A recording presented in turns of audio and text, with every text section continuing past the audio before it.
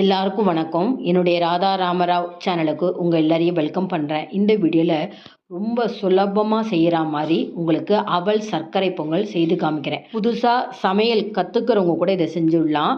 இப்போ கிருஷ்ண ஜெயந்திக்கெலாம் பார்த்தீங்கன்னா வீட்லேயே வெள்ளைச்சீடை, உப்புச்சீடை, முறுக்கெல்லாம் நிறைய பேர் செய்யறதில்ல.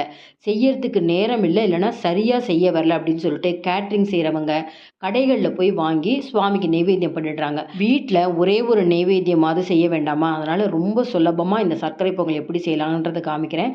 அது மட்டும் இல்லாமல் சீடை, முறுக்கு எல்லாமே எப்படி செய்யலாங்கிற வீடியோ போட்டிருக்கேன். லிங்க் உங்களுக்கு டிஸ்கிரிப்ஷன் பாக்ஸில் தரேன். இந்த அவல் சர்க்கரை பொங்கல் எப்படி செய்யலாங்கிறத பார்க்குறதுக்கு முன்னாடி இது வரைக்கும் என்னோடய சேனலுக்கு சப்ஸ்கிரைப் பண்ணாதவங்க உடனே சப்ஸ்கிரைப் பண்ணி எனக்கு சப்போர்ட் பண்ணுங்கள். அவல் சர்க்கரை பொங்கல் செய்யறதுக்கு 1.25 கப்பு நான் இப்போ காமிக்கிற கப்பால் நான் அவல் எடுத்துக்க போகிறேன். அதனால் 1/4 கப்பு அளவுக்கு பாசிப்பருப்பை ஊற வச்சுக்கலாம். ஒரு அரை மணி நேரம் ஊற வச்சதுக்கப்புறம் நம்ம அவல் சர்க்கரை பொங்கல் செய்யறதுக்கு ஸ்டார்ட் பண்ணணும். இப்போ அரை மணி நேரம் நமக்கு பாசிப்பருப்பு ஊறிடுச்சு. இப்போ எந்த கப்பில் நான் எடுத்துருக்கணும், இப்போ நீங்களும் உங்கள் வீட்டில் இருக்க கப்பை எடுத்துக்கோங்க. இப்போ பாருங்கள், ஒரு கப்பு முதல்ல சேர்த்துக்கிறேன். 1 கப்பு எடுத்துட்டுருக்கேன். ஒரு பெரிய பேசனில் போட்டுப்போம். அதிலே பாருங்கள் இன்னொரு 1/4 கப்பு அவல் சேர்த்துக்கிறேன். இது எல்லாமே திக்கான அவல் எடுத்துக்கோங்க. மீடியம் சைஸ் அவல் வேண்டாம். இப்போ நல்லா ஒரு முறை நல்லா 2 கப்பு தண்ணி விட்டு நல்லா நம்ம தேய்ச்சி அலம்பிக்கலாம். இந்த மாதிரி நான் தேய்ச்சி அலம்புறப்பே பாருங்கள் கொஞ்சம் கூட அந்த நெல் உமி எல்லாம் இல்லை, கொஞ்சம் கூட கருப்பாலாம் இல்லை. பார்த்தீங்களா? இதுக்கு நான் எந்த பிராண்டு அவல் வாங்குகிறேன் அப்படிங்கிறதையும் உங்களுக்கு காமிக்கிறேன். கண்டிப்பாக ட்ரை பண்ணி பாருங்கள். விஜய் கோல்டு அப்படிங்கிற அவல் நானும் மாதம் 1 கிலோ அவல் வாங்குவேன், 1லேருந்து 1.5 கிலோ. ஆனால் இப்போ நான் ட்ரை பண்ணியிருக்கேன் இந்த அவல் ப்ராடக்ட் மாதிரி நான் இது வரைக்கும் வாங்கினதில்லை. அவ்வளோ சுத்தமாக இருக்குது. புளி அவல், அதே மாதிரி தயிர் அவல், எல்லாமே வெரைட்டி நான் அவல் ரெசிபி பண்ணுவேன். அது எல்லாமே ரொம்ப நல்லா இருக்குது. இது கூட நம்ம பாருங்கள் இட்லி ரவான்னு கிடைக்கிது. அதுவும் இதே கம்பெனியில் வாங்கினோம்னா இது வச்சுட்டும் நிறைய டிஃபன் ரெசிபி செய்யலாம். என்னோடய வீடியோ தொடர்ந்து பாருங்கள். இந்த அவல் வச்சுண்டு, இந்த இட்லி ரவை வச்சுண்டு நிறைய ரெசிபி உங்களுக்கு நான் காமிக்க போகிறேன். இந்த விஜய் கோல்டில் போகா இந்த மாதிரி இட்லி ரவை மட்டும் இல்லாமல் நிறைய மளிகை பொருட்கள் விற்கிறாங்க. நான் அமேசானில் தான் ஆர்டர் பண்ணி இந்த ப்ராடக்டை வாங்கினேன். இப்போ ஒரு வாணலி எடுத்துக்கலாம். அதில் 1 கப்பு நம்ம காய்ச்சி ஆற வச்ச பால், எந்த கப்பில் நம்ம அவல் இழந்தோமோ அதே கப்பால் 1 கப்பு பால், ஒரு 3/4 கப்பு தண்ணி, 2 மிக்ஸ் பண்ணிவிட்டு அடுப்பை பற்ற வச்சுட்டு நம்ம ஊற வச்சுருக்கிற அந்த பாசி பருப்பை முதல்ல வேக விடணும். வெறும் பாலில் மட்டும் வேகிறதுக்கு லேட் ஆகும். அதுக்காக தான் தண்ணி சேர்த்தோம். எந்த கப்பில் நம்ம அவல் இழந்தோமோ அதில் நல்லா கோபுரமாக துருவின வெல்லம் சேர்த்துருக்கேன். இது ரொம்ப மைல்டாக தான் அந்த ஸ்வீட் இருக்கும். உங்களுக்கு அதிகமாக வேணுன்னா இன்னொரு அரை கப்பு சேர்த்துக்கலாம்.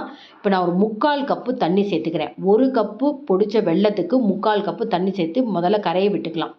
இப்போ அதே டைமில் பாருங்கள், பாசிப்பருப்பு மசிஞ்சு அதாவது வெந்திருக்கணும். அதே சமயத்தில் ரொம்ப குழகுழப்பாக ஆகாமல் இருக்கணும். பாலில் வேக வைக்கிறதுனால குழகுழப்பாக ஆகாது. இப்போ பாருங்கள், நம்ம ஊற வைக்கலை, ஜஸ்ட்டு நம்ம அலம்பி தான் வச்சோம். அந்த அவலை ஊற வைக்கக்கூடாது. இந்த பாலில் போட்ட உடனே லேசாக நம்ம நனைஞ்சிருக்கும் இல்லையா, நம்ம தண்ணியில் அலம்புறப்ப அப்படியே இந்த பாலை போட்ட உடனே அப்சர்வ் பண்ணிக்கும். 2 நிமிஷத்தில் பார்த்தீங்கன்னா அந்த அவலில் பால் சேர்த்ததே தெரியாது. பாருங்கள், நல்லா குறுகியிருக்கு பாருங்கள். பால் கொஞ்சம் கூட வாணலியில் இல்லவே இல்லை, நல்லா சேர்ந்துருக்கு. இந்த டைமில் நம்ம கரைய வச்சுருக்கிற அந்த வெல்லத்தை, சூடாலாம் இருக்கணும்னு அவசியம் இல்லை, கொஞ்சம் கொஞ்சமாக சேர்த்துக்கலாம்.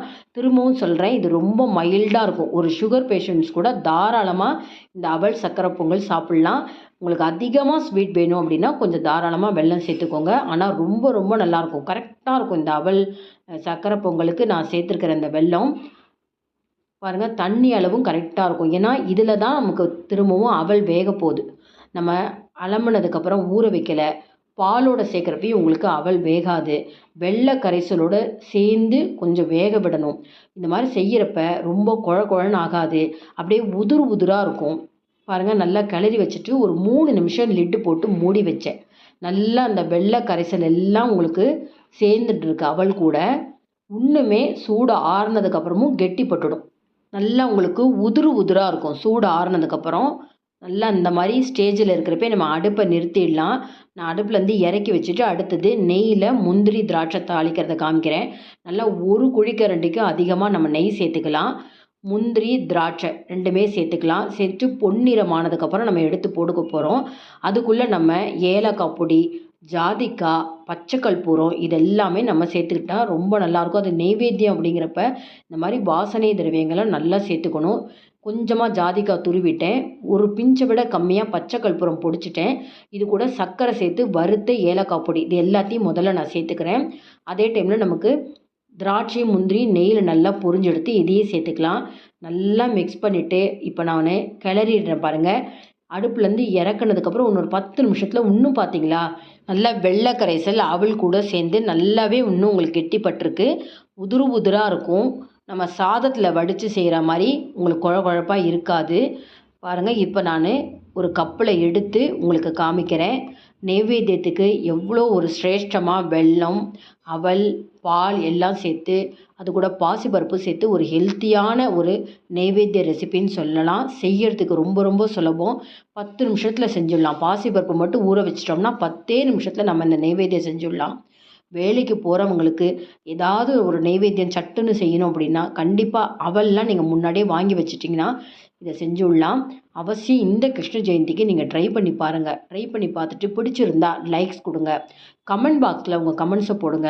உங்கள் ஃப்ரெண்ட்ஸ் அண்ட் ரிலேட்டிவ்ஸ் எல்லாருக்கும் இந்த வீடியோவை ஷேர் பண்ணுங்கள். எல்லாருக்குமே ரொம்ப யூஸ்ஃபுல்லாக இருக்கும். இது வரைக்கும் என்னோடய சேனலுக்கு சப்ஸ்கிரைப் பண்ணாமல் இருந்தீங்கன்னா உடனே சப்ஸ்கிரைப் பண்ணி சப்போர்ட் பண்ணுங்கள். இன்னொரு இன்ட்ரெஸ்டிங்கான ரெசிபீஸில் நம்ம பார்ப்போம். Thank you viewers.